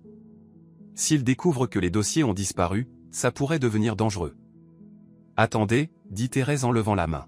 « Vous êtes en train de me dire que Stéphane pourrait faire du mal à sa propre femme. » « Si vous saviez ce qu'ils ont fait à Constantin, » répondit André sèchement. « Ces gens ne reculent devant rien quand il s'agit de milliards et d'éviter la prison. » Espérance écoutait tout cela comme si elle était ailleurs. Stéphane, un criminel. Sa vie en danger? C'était trop pour elle. « D'accord, » dit finalement Thérèse. « Elle peut rester ici. Et après? Demain à 10h, on retrouve Constantin à la station nautique, » expliqua André. « Il vous en dira plus sur leur système et ce qu'on peut faire. »« On y va ensemble, » dit Thérèse avec assurance en regardant son ami. « Je ne te laisse pas seul. »« C'est risqué, » prévint André. « Vous croyez que j'ai peur ?» Thérèse eut un sourire ironique. « Après mon divorce, plus rien ne m'effraie. On y va ensemble, point final. » André haussa les épaules. « Comme vous voulez. Mais soyez prudente. Pas de carte bancaire, ça se trace. Et n'appelez personne, surtout pas votre fils. Son téléphone pourrait être sur écoute. » « C'est de la parano, » soupira Thérèse. « Vous êtes sûr que tout ça est aussi grave? » « Plus que vous ne l'imaginez, » dit André en se levant. « Il faut que je parte. Moins je reste ici, plus vous serez en sécurité. À demain. » Quand la porte se referma derrière lui, Thérèse se tourna vers Espérance. « Tu lui fais confiance ?» Espérance resta un moment silencieuse. Faisait-elle confiance à André? D'un côté, son histoire semblait complètement folle, presque invraisemblable. Mais d'un autre côté, tous les faits coïncidaient, et les documents découverts dans le bureau de son mari confirmaient ses dires. « Je ne sais pas, répondit-elle honnêtement. Mais je n'ai pas le choix. Si ne serait-ce qu'une partie de ce qu'il dit est vrai, alors Stéphane n'est pas l'homme que j'ai cru connaître pendant toutes ces années. Et je veux savoir la vérité, même si elle fait mal. » Thérèse la prit dans ses bras. « Je suis avec toi, Espérance. Quoi qu'il arrive. » Elles restèrent longtemps à discuter dans la cuisine. Thérèse proposait toutes sortes de solutions à appeler la police tout de suite ou même confronter directement Stéphane. Mais Espérance préférait attendre la rencontre avec Constantin, entendre sa version, et seulement ensuite décider quoi faire. Vers minuit, Espérance reçut un message d'un numéro inconnu, l'objectif est arrivé. Soyez prudente. Elle comprit que Stéphane était déjà rentré chez eux, et qu'il avait peut-être découvert son absence et la disparition des documents. Et maintenant, demanda-t-elle à Thérèse. Il va sûrement me chercher. Qu'il cherche, répondit son amie avec fermeté. Éteins ton téléphone, au cas où. Essaie de dormir un peu. Demain, on ira à ce rendez-vous. Et là, on verra. Espérance s'allongea sur le canapé-lit du salon, mais le sommeil ne vint pas. Des souvenirs de sa vie avec Stéphane défilaient dans sa tête. Leur rencontre à la fac, le mariage, la naissance d'Étienne, ses premiers pas, les vacances en famille, les anniversaires. Comment tout cela pouvait-il être un mensonge? À quel moment l'homme qu'elle aimait était-il devenu un criminel, prêt à tout pour de l'argent? Elle finit par sombrer dans un sommeil agité à l'aube, mais se réveilla tôt, avec un mal de tête et une boule au ventre. Thérèse, déjà levée, préparait le petit déjeuner. « Comment tu te sens ?» demanda-t-elle en posant une tasse de thé fort devant elle. « Comme quelqu'un dont le monde s'est écroulé », murmura Espérance. « Tiens bon. » Thérèse lui serra la main. « On va faire la lumière sur tout ça. » Vers 9 heures, elles quittèrent l'appartement. Le ciel était gris, chargé de nuages menaçants. Thérèse appela un taxi jusqu'à la périphérie de la ville, à 2 pas de l'ancienne station nautique. Ce vieux quai n'était plus utilisé depuis longtemps. La mairie avait fait construire une base moderne plus proche du centre.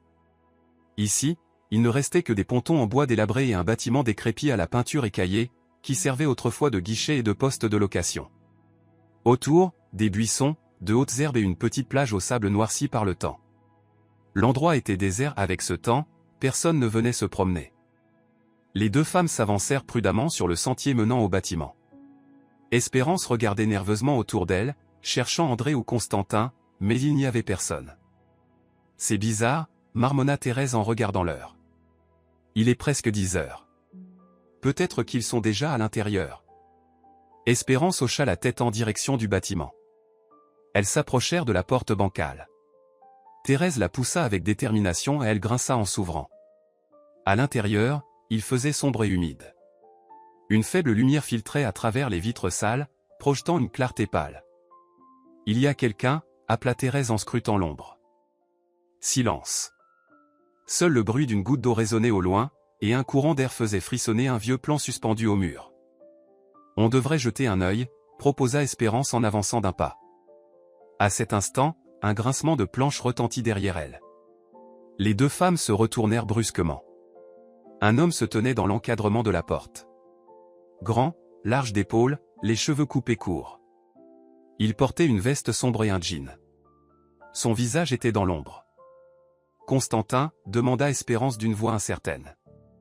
L'homme fit un pas, et la lumière révéla son visage. Ce n'était pas Constantin. C'était Stéphane.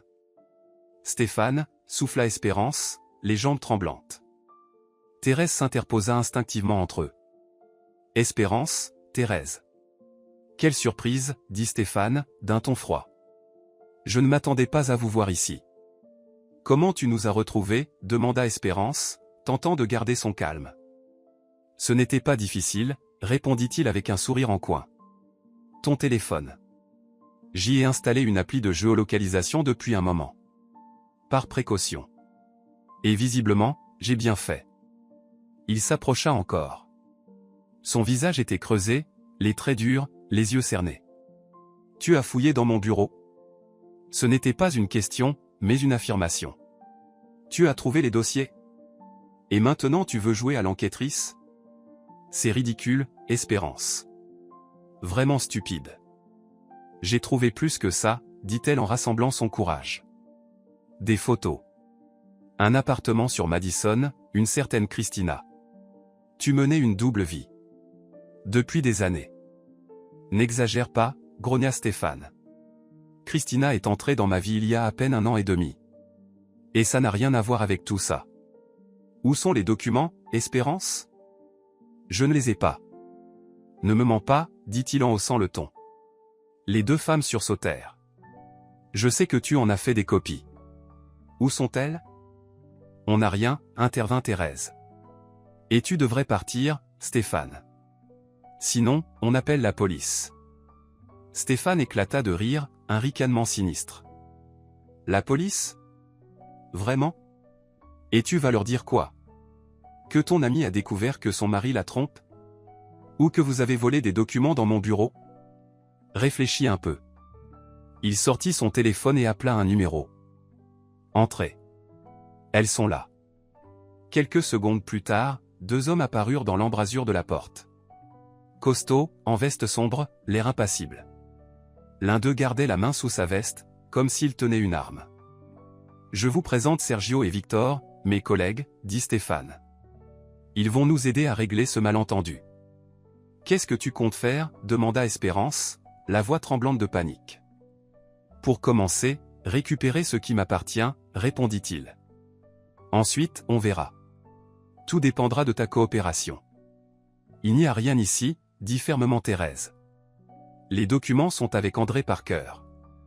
Le visage de Stéphane changea brusquement, comme si un masque venait de tomber. Il n'y avait plus aucune trace de douceur, seulement une colère froide. Parker? Il vous a contacté? Quand? Qu'est-ce qu'il vous a dit? Tout, répondit simplement Espérance. Les détournements chez Cèdre, les comptes offshore, ce qui est arrivé à Constantin Muller. Ce salaud est vivant, gronda Stéphane entre ses dents. Je m'en doutais. Où est-il maintenant? On ne sait pas, dit Espérance en secouant la tête. On devait le retrouver ici, mais c'est moi qui suis venu à sa place, conclut Stéphane. Quel malheur. Maintenant, écoutez-moi bien. Vous vous êtes fourré dans une affaire très dangereuse. Ce que vous savez pourrait vous coûter la vie. Mais je ne veux pas en arriver là. Vous me donnez toutes les copies des documents, vous oubliez tout ce que vous avez vu et entendu, et chacun repart de son côté. Tranquillement. Et si on refuse, murmura Espérance. Stéphane la fixa longuement. Ne sois pas stupide, Espérance. 27 ans de vie commune. Tu crois vraiment que je pourrais te faire du mal? Après tout ce que j'ai appris? Je ne sais même plus qui tu es, dit-elle amèrement. Je suis toujours le même, dit-il en s'approchant d'elle et en lui prenant la main. Écoute, oui, j'ai fait des erreurs. Beaucoup d'erreurs. Mais ça ne fait pas de moi un monstre. J'ai toujours veillé sur toi et sur Étienne. Avec de l'argent volé aux gens, elle retira sa main. De l'argent qui aurait dû aller aux écoles, aux hôpitaux. Tout le monde fait ça, répliqua-t-il, agacé. C'est comme ça que le système fonctionne. Si ce n'est pas moi, c'est un autre. C'est du business, Espérance. Juste du business. Et Constantin, demanda-t-elle en le regardant droit dans les yeux. Son accident, c'était aussi du business. Stéphane détourna les yeux. Ce n'est pas moi qui ai pris cette décision. Mais tu savais, insista Espérance. Tu savais et tu n'as rien fait. Je ne pouvais pas. J'étais déjà trop impliqué. J'en savais trop, j'avais trop reçu. On ne sort pas de ce genre de système aussi facilement. Il y a toujours un choix, dit-elle doucement. Assez de philosophie, intervint l'un des hommes de Stéphane, celui qui gardait la main sous sa veste. On n'a pas toute la journée. Où sont les documents? Chez Parker, on te l'a déjà dit, répondit Thérèse, agacée. Et le rendez-vous avec Muller, demanda l'autre homme. C'était quand et où?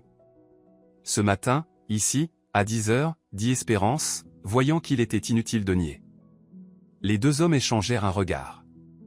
L'un d'eux s'éloigna et parla à voix basse au téléphone. Voilà ce qu'on va faire, dit Stéphane en se tournant de nouveau vers les femmes. On va tous aller à un endroit. Charles Hardin nous y attend. Il souhaite vous parler personnellement. On ne va nulle part, déclara Thérèse d'un ton ferme. Vous n'avez pas le droit de nous forcer. Le droit, pas le droit, grogna Stéphane. On ne va pas chipoter sur les détails. Vous venez avec nous volontairement. C'est mieux pour votre sécurité. Sinon, il lança un regard lourd de sens à ses collègues, on trouvera un moyen plus persuasif. Espérance sentit la peur l'envahir. Cet homme qu'elle avait aimé, ce mari de tant d'années, était prêt à tout pour protéger ses secrets. Et ses menaces n'avaient rien de théorique. D'accord, dit-elle en s'efforçant de garder la voix calme. On vient. Mais seulement si vous garantissez notre sécurité. Espérance, protesta Thérèse. Tu es folle? Non, Thérèse, répondit-elle en serrant la main de son amie. On n'a pas le choix. Pas pour l'instant. Stéphane hocha la tête, satisfait. Sage décision. Évidemment, je garantis votre sécurité. On va juste discuter et voir ce qu'on peut faire. Personne ne sera blessé. Ils sortirent du vieux bâtiment. Un SUV noir aux vitres teintées les attendait près de la rive. L'un des hommes ouvrit la portière arrière et fit signe aux femmes de monter. « Où allons-nous » demanda Espérance une fois que le véhicule démarra. « À la maison de campagne de Charles Ardine » répondit Stéphane depuis le siège passager. « Ce n'est pas loin. Environ une demi-heure. » Le trajet se fit en silence. Les deux femmes s'échangeaient parfois des regards inquiets, sans dire un mot. Espérance fixait le paysage qui défilait à toute vitesse, sentant que, kilomètre après kilomètre, elle s'éloignait de leur ancienne vie. Que les attendait-il à l'arrivée? Aurait-elle seulement une chance de revenir en arrière? Après une trentaine de minutes, la voiture s'engagea sur un chemin forestier, roula encore quelques kilomètres avant de s'arrêter devant un haut portail. Un garde vérifia le véhicule et le laissa entrer. La maison de campagne de Charles Ardine était en réalité un véritable manoir 3 étages, des colonnes, une large terrasse. Tout autour, un parc entretenu avec des fontaines et des sculptures. En d'autres circonstances, Espérance aurait admiré le lieu. Mais là, elle n'en avait pas le cœur. On les fit entrer dans un vaste hall au sol en marbre, avec un grand escalier central. Un homme grand, d'une 60aine d'années, aux cheveux gris impeccables et en costume de luxe, vint à leur rencontre. Son visage disait vaguement quelque chose à Espérance, elle l'avait peut-être déjà vu aux infos. Charles Ardine, PDG de la société de construction Cèdre, le présenta Stéphane. « Voici ma femme, Espérance, et son amie Thérèse. »« Mesdames, bienvenue, » dit Ardine en souriant une de ces sourires qui ne touchent pas les yeux. « Je vous prie de m'excuser pour la manière un peu inhabituelle dont nous faisons connaissance. Allons dans mon bureau, ce sera plus confortable pour parler. » Il leur fit signe de le suivre. Ils montèrent au premier étage et pénétrèrent dans un vaste bureau, aménagé avec de lourds meubles en chêne et des bibliothèques longeant les murs. Par la grande baille vitrée, on voyait un lac scintiller sous les rayons du soleil qui venait de percer les nuages. « Asseyez-vous, » dit Ardine en désignant 2 fauteuils en cuir près de la cheminée. « Un café? Un thé? Quelque chose de plus fort? »« Rien, merci, » répondit sèchement Thérèse. « Passons aux choses sérieuses. »« Comme vous voudrez, » dit-il en hochant légèrement la tête, avant de s'installer en face d'elle. Stéphane et ses 2 hommes restèrent debout près de la porte, comme des gardes du corps. « Alors, il paraît que vous vous êtes intéressé à certaines activités de notre entreprise. Si par activité vous entendez détournement de fonds publics, blanchiment via des paradis fiscaux et tentative de meurtre, alors oui, on s'y est intéressé, » répondit Espérance sans détour, étonnée elle-même de son audace. Ardine esquissa un sourire. « Eh bien, Stéphane, ta femme a du tempérament. C'est remarquable. » Puis, se tournant de nouveau vers Espérance, « Mais vous simplifiez beaucoup trop les choses, Madame Rounds. Le monde des affaires est bien plus complexe qu'il n'y paraît. Il a ses propres règles, ses propres lois. Le vol et le meurtre vont à l'encontre de toutes les lois, écrites ou non, » répliqua TL. De grands mots, grimaça Ardine. Vol, meurtre. Nous préférons parler d'optimisation des dépenses et de gestion des menaces. L'effet est le même, mais ça sonne mieux, non? Peu importe comment vous appelez ça, intervint Thérèse. Ça reste un crime. Ardine soupira, comme s'il parlait à des enfants qu'il trouvait obtus. Mesdames, soyons clairs. Oui, notre entreprise utilise certains mécanismes pour réduire les charges et maximiser les profits. Oui, parfois, cela frôle la légalité, voire la dépasse. Mais c'est la réalité de notre secteur. Si ce n'est pas nous, c'est d'autres qui le font. Et ce sont toujours les mêmes qui en paient le prix. Les gens pour qui vous prétendez construire, dit Espérance. C'est de l'hypocrisie, ajouta-t-elle à voix basse. Vous volez l'argent destiné aux écoles et aux hôpitaux, puis vous prétendez le faire pour le bien commun. Ce n'est pas si simple, dit Hardin en se massant les tempes, visiblement agacé. Mais ce n'est pas le moment de débattre de morale. Nous avons un problème concret à régler. Certains documents sont entre de mauvaises mains. Et ces mains, ajouta-t-il en les désignant, peuvent nuire à notre entreprise, à nos employés, à leurs familles. Et aussi à la vôtre, Espérance. Notamment votre fils Étienne. Espérance tressaillit à l'évocation de son fils. N'osez pas mêler Étienne à tout ça. Ce n'est pas une menace, dit Hardin en levant les mains en signe d'apaisement. Juste un constat. Si cette affaire devient publique, tout le monde en souffrira. Les coupables comme les innocents. Êtes-vous prête à ce que votre fils devienne le fils d'un voleur et d'un assassin? Qu'on lui tourne le dos? Que sa carrière soit brisée avant même de commencer? Espérance resta silencieuse, submergée par l'angoisse. Hardin visait juste. Elle voulait la justice, mais à quel prix? Était-elle prête à sacrifier l'avenir de son fils? Que attendez-vous de nous? Demanda-t-elle enfin. Une collaboration, répondit calmement Hardin.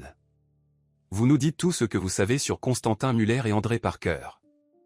Où ils se cachent, quelles preuves ils détiennent, avec qui ils ont parlé. En échange, nous garantissons votre sécurité et... Il marqua une pause, une compensation adéquate pour le dérangement. Vous nous proposez un pot de vin, s'indigna Thérèse. J'appelle ça un compromis raisonnable, la corrigea Théil. L'argent est un langage universel. Il permet souvent de régler les choses plus efficacement. Dites-moi combien il vous faut pour oublier tout ça. Il n'y a pas de somme qui puisse acheter mon silence, dit fermement Espérance. Chacun a son prix, sourit Hardin. Vous ne réalisez pas encore votre position. Je peux être très généreux, ou très cruel. C'est vous qui voyez. À ce moment-là, on frappa à la porte. Un des gardes entra. Charles, il y a quelqu'un. Il dit qu'il a rendez-vous. Ce n'est pas le moment, grogna Hardin. Qui est-ce? Il s'est présenté comme Constantin Muller. Un silence glacial s'abattit sur la pièce. Espérance et Thérèse échangèrent un regard stupéfait. Le visage de Stéphane se contracta de rage et d'incrédulité. C'est impossible, souffla Théil. Il ne peut pas. Faites-le entrer, ordonna calmement Hardin après une seconde d'hésitation. Je pense que nous serons tous curieux de faire la connaissance de ce Lazare ressuscité. Une minute plus tard, la porte s'ouvrit. Un homme d'une quarantaine d'années entra, le même que sur la coupure de journal qu'Espérance avait vue. Mais son visage portait maintenant une cicatrice sur la joue gauche, et il boitait légèrement. « Bonjour Charles, dit-il calmement. Ça fait longtemps. Constantin, dit Hardin en se levant. Son visage restait impassible. Quelle surprise! Nous étions convaincus que vous aviez péri dans cet affreux accident. Presque, répondit Muller avec un sourire ironique. Beau plan, bien exécuté. Mais pas suffisant. Qu'est-ce que vous voulez? Demanda sèchement Stéphane, s'avançant. Pourquoi êtes-vous venu? Pour parler, répondit simplement Muller. Et pour vous montrer quelque chose. Il sortit lentement un smartphone de la poche intérieure de sa veste, les mains bien visibles, et le posa sur la table. Qu'est-ce que c'est? Demanda Hardin, méfiant. Une diffusion en direct, expliqua Muller. Sur une chaîne YouTube créée il y a 1 heure. Actuellement, il y a.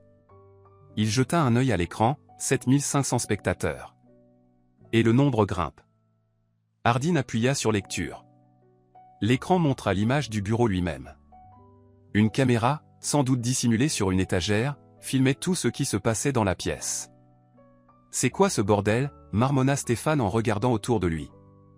Il n'y en a pas qu'une, dit Muller en souriant. Il y en a plusieurs. Tout en direct. Et elles transmettent tout, y compris vos belles confessions, Charles. Vos histoires d'optimisation et de menaces éliminées. Un vrai délice pour les procureurs qui, j'en suis sûr, regarde déjà. Le visage d'Ardine se figea, puis se tordit de rage. Vous? Il haleta de colère. Vous n'imaginez pas ce que vous venez de faire. Je vois très bien, répondit Muller avec calme. Cela fait 2 ans que je prépare cette opération. 2 ans après que vous avez essayé de me faire tuer. J'ai réuni des preuves, retrouvé des témoins, préparé le terrain. Et aujourd'hui, tout se termine. Il se tourna vers Espérance et Thérèse. Je suis désolé de vous avoir utilisé comme appât. C'était le seul moyen de les forcer à venir tous ensemble et à parler librement. André Parker, mon fidèle ami, vous a dit une partie de la vérité. Mais pas tout. On savait qu'il vous suivrait. Et c'était exactement ce qu'il fallait. Donc tu as sciemment mis ma femme en danger, grogna Stéphane, avançant vers lui. Et toi, tu as sciemment tenté de me tuer, répliqua Muller. Et ta femme, elle, a prouvé qu'elle avait plus d'honneur et de courage que toi. Elle mérite mieux. À ce moment-là, un vacarme éclata dehors des cris, des pas précipités. La porte du bureau vola en éclats, et plusieurs hommes en uniforme armé firent irruption dans la pièce. Police. Que personne ne bouge, cria le premier officier en entrant. Derrière lui, plusieurs autres agents envahirent la pièce. Les 2 gardes du corps de Hardin tentèrent de dégainer leurs armes, mais, voyant qu'ils étaient largement en infériorité, ils levèrent les mains. Charles Hardin, Stephen William Rounds, déclara un enquêteur d'un ton officiel, vous êtes en état d'arrestation pour détournement de fonds publics en bande organisée, blanchiment d'argent et tentative de meurtre. Vous avez le droit de garder le silence. Espérance observait la scène comme à travers un rêve. Tout semblait irréel, comme une scène de film. Elle vit les menottes se refermer sur les poignets de son mari, le visage de Hardin se tordre de rage, le sourire de Muller face à la réussite de son plan. Et maintenant, demanda-t-elle doucement à l'enquêteur, une fois le tumulte calmé et les suspects emmenés hors du bureau. Interrogatoire, procès, prison, répondit-il simplement. Et nous? Une nouvelle vie, Espérance. Une toute nouvelle vie. 6 mois plus tard, Espérance remit une mèche de cheveux en place et balaya du regard la salle de spectacle du collège, décorée pour l'occasion. C'était le bal de fin d'année, et ses élèves de 3e faisaient leurs adieux au collège. Certains partaient au lycée, d'autres vers des formations, mais pour tous, une étape se terminait. Pour elle aussi. Les 6 derniers mois avaient été les plus durs de sa vie. Le procès de Stéphane et des autres impliqués dans l'affaire Khedr avait fait la une dans tout le pays. Les journalistes assiégeaient sa maison, ses collègues chuchotaient dans son dos, Étienne avait arrêté ses études un temps, incapable de faire face à la honte. Mais peu à peu, la vie reprenait son cours. La directrice, Anna, l'avait soutenue et empêché que le climat ne tourne au lynchage. Les élèves et leurs parents l'avaient aussi soutenue. Tout le monde connaissait Espérance comme une professeure honnête et droite, et personne ne l'avait tenue responsable des crimes de son mari. Étienne, après le choc initial, était retourné à l'université, déterminé à avancer. Je vais prouver à tout le monde que je ne suis pas le fils d'un criminel, mais un homme digne, avait-il dit à sa mère.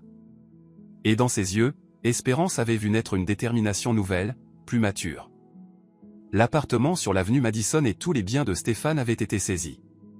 Espérance n'avait rien réclamé et elle ne supportait même pas l'idée de profiter de ce qui avait été acheté avec de l'argent volé. Elle était restée dans sa vieille maison, celle où elle avait vécu presque toute sa vie. Étonnamment, c'était là qu'elle se sentait le mieux. Elle n'avait vu Stéphane qu'une seule fois dans la salle des visites du centre de détention. Il avait l'air plus vieux, fatigué, mais dans son regard brûlait toujours ce feu dangereux qu'elle avait appris à craindre les dernières années. Il avait demandé pardon, répété qu'il l'aimait, qu'il avait tout fait pour la famille. Espérance était restée silencieuse, puis avait simplement posé sur la table une demande de divorce. Stéphane avait signé sans un mot, c'était la seule chose qu'il pouvait encore faire pour elle. Thérèse s'était encore plus rapprochée d'elle. Toujours présente, elle l'avait soutenue dans les démarches, l'avait aidé à traverser les moments difficiles. C'est elle qui lui avait trouvé un complément de travail dans une école du soir pour l'aider à tenir financièrement. Mais la surprise la plus inattendue de cette nouvelle vie fut l'apparition de Constantin Muller. Une fois l'enquête terminée, il l'avait contacté et lui avait proposé un poste dans la nouvelle société qu'il lançait, sur les ruines de Khedr. On a besoin de gens honnêtes, avec des principes, lui avait-il dit. Et vous avez prouvé que vous étiez prête à défendre la vérité, même quand c'est difficile. Au départ, elle avait refusé. Elle ne se voyait pas du tout en cadre, elle, une professeure d'anglais et de littérature. Mais Constantin avait insisté. Des personnes comme vous peuvent changer ce pays, disait-il. Vous savez ce que valent l'honnêteté et les principes. C'est plus précieux que n'importe quelle expérience.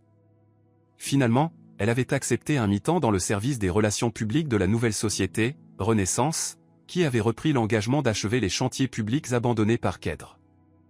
Son expérience d'enseignante s'était révélée précieuse. Elle savait parler aux gens, expliquer clairement, instaurer la confiance. Elle coordonnait aussi les projets éducatifs de l'entreprise Bourse pour les étudiants, aide aux écoles, soutien aux jeunes professeurs. En travaillant ensemble, elle et Constantin s'étaient rapprochés. D'abord comme collègues, puis comme amis. Il lui racontait sa vie après sa mort, comment il avait vécu sous une fausse identité, réuni des preuves. Ce que c'était que de recommencer à zéro. Espérance le comprenait mieux que personne. Elle aussi avait dû repartir de zéro. Et puis, il y avait eu quelque chose de plus. Il n'avait rien précipité.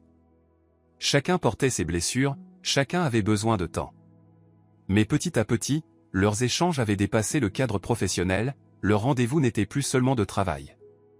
Un soir, sur la terrasse d'un petit café à la campagne, après une longue conversation, Constantin posa sa main sur la sienne et dit « Tu sais, je n'ai jamais cru au destin ni aux coïncidences. Mais aujourd'hui, je me dis que tout est arrivé comme il fallait. Pour qu'on se rencontre. » Espérance ne répondit pas, mais ne retira pas sa main. Elle ne savait pas encore si elle était prête à aimer de nouveau. Mais pour la première fois depuis longtemps, elle sentit que la vie ne s'était pas arrêtée, que beaucoup de beaux jours l'attendaient encore. Ses pensées furent interrompues par la sonnerie de son téléphone. Le nom de Constantin s'afficha à l'écran. « Oui » dit-elle en s'éloignant du brouhaha des élèves. « Salut » sa voix, comme toujours, calme et rassurante. « Alors, comment s'est passé le bal ?»« Merveilleusement. » Les élèves étaient très émus. « Ils m'ont offert tellement de fleurs que je ne vais jamais pouvoir tout porter. »« Tu n'as pas à les porter. Je suis déjà près de l'école. Je te ramène. » Espérance sourit. Constantin apparaissait toujours au bon moment. « Merci.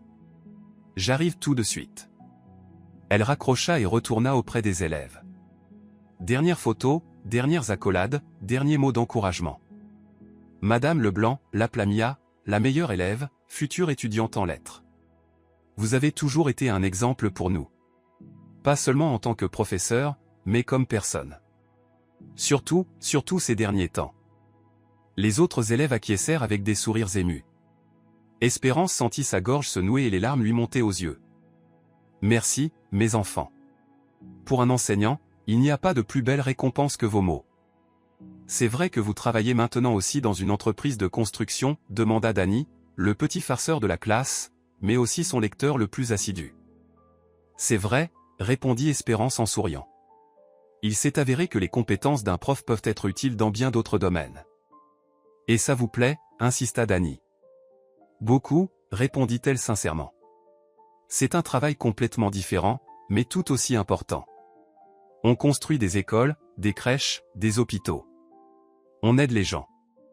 Et l'homme qui vient parfois vous chercher après les cours, c'est votre nouveau patron, lança Cathy, la romantique invétérée de la classe, avec un petit sourire malicieux. Espérance sentit ses joues s'empourprer. Oui, c'est un collègue. Mais maintenant, les enfants, il est temps pour moi d'y aller. Je vous souhaite à tous bonne chance, et je crois en vous. N'oubliez jamais, il n'est jamais trop tard pour tout recommencer, tant que vous restez fidèle à vous-même et à vos principes. Après avoir dit au revoir à ses élèves et collègues, Espérance sortit de l'école. Devant les grilles l'attendait une Ford argentée. À côté, Constantin, en chemise claire et jean, tenait un bouquet de fleurs des champs. « C'est pour toi » dit-il en lui tendant le bouquet. « Félicitations pour la fin de l'année scolaire. »« Merci » répondit-elle en acceptant les fleurs et en inspirant leur parfum frais. « Justement, je voulais te dire aujourd'hui, j'ai pris ma décision. »« À propos de » demanda-t-il en la regardant attentivement. « À propos de ton offre de passer à temps plein chez Renaissance. »« J'accepte. Mais à condition que je puisse continuer à animer l'atelier de littérature à l'école. Je ne peux pas complètement arrêter d'enseigner. Constantin sourit. Bien sûr. Je n'en attendais pas moins. Et ton autre proposition? Une semaine plus tôt, après un dîner dans un petit restaurant au bord de la rivière, il lui avait proposé de partir en vacances ensemble. Juste comme amis, si tu n'es pas prête pour plus, avait-il ajouté en voyant son hésitation. Espérance plongea son regard dans le sien. La réponse est oui aussi. Mais... Elle marqua une pause, cherchant ses mots, pas comme des amis. Je crois qu'on a dépassé ce stade. Une lueur de joie traversa les yeux de Constantin, mais il se contenta de hocher la tête avec retenue. Je suis vraiment heureux. Et, merci de me faire confiance. Je sais combien cette décision a dû être difficile pour toi. Elle l'était, admit-elle. Mais les bonnes décisions sont rarement faciles. C'est ce que la vie m'a appris. Il lui ouvrit la portière de la voiture. On rentre à la maison? Non, répondit-elle avec un sourire. Allons juste faire un tour. Il fait si beau. Je n'ai pas envie que cette journée se termine. Ils roulèrent à travers la ville baignée par la lumière du soir, passant devant des parcs, des places, des immeubles neufs et des quartiers anciens. Espérance regardait le paysage défiler par la fenêtre, songeant à la manière étrange dont la vie évolue. Il y a encore 6 mois, elle n'aurait jamais imaginé que son monde s'effondrerait, pour renaître ensuite de ses ruines. Différent, mais peut-être encore plus beau qu'avant. Tout avait commencé par un simple rangement dans le bureau de son mari, par ses documents découverts. Mais en réalité, tout avait commencé par une décision, celle de ne pas détourner le regard de la vérité, aussi amère soit-elle. De se battre pour la justice, malgré la peur et le doute. Et maintenant, en regardant le profil de Constantin concentré sur la route, elle comprenait, parfois, il faut perdre ce qu'on croyait acquis pour trouver ce qui est vrai. Parfois, il faut traverser la douleur et les épreuves pour apprendre à apprécier les choses simples mais essentielles et l'honnêteté, la fidélité à soi-même, la capacité à recommencer. Devant elle s'ouvrait l'inconnu. Un nouveau travail, une nouvelle relation, une nouvelle vie. Mais Espérance n'en avait plus peur. Elle était prête à l'accueillir, avec un cœur ouvert, la sagesse née des épreuves et l'espoir d'un avenir meilleur. Comme le disait si souvent son cher Hemingway, qu'elle aimait citer à ses élèves, le monde brise chacun d'entre nous, mais beaucoup deviennent forts dans les endroits brisés. Et elle était devenue plus forte. Plus forte, plus sage, plus déterminée. Et la vie avait réellement changé, lui ouvrant de nouveaux horizons, de nouvelles possibilités. Elle en était sûre maintenant, il n'est jamais trop tard pour écrire un nouveau chapitre de son histoire. Il n'est jamais trop tard pour défendre la vérité. Et il n'est jamais trop tard pour trouver le vrai bonheur. Constantin prit sa main, posée entre eux sur le siège, doucement, comme s'il demandait la permission. Espérance ne la retira pas. Pour la première fois depuis longtemps, elle se sentait pleinement vivante. Et pleinement heureuse. Si vous avez aimé cette histoire, cliquez sur le bouton « J'aime » et abonnez-vous à la chaîne. Cela nous motive à créer chaque jour de nouveaux récits passionnants. Ne manquez pas la prochaine vidéo qui s'affiche maintenant à l'écran. Prenez soin de vous et soyez heureux.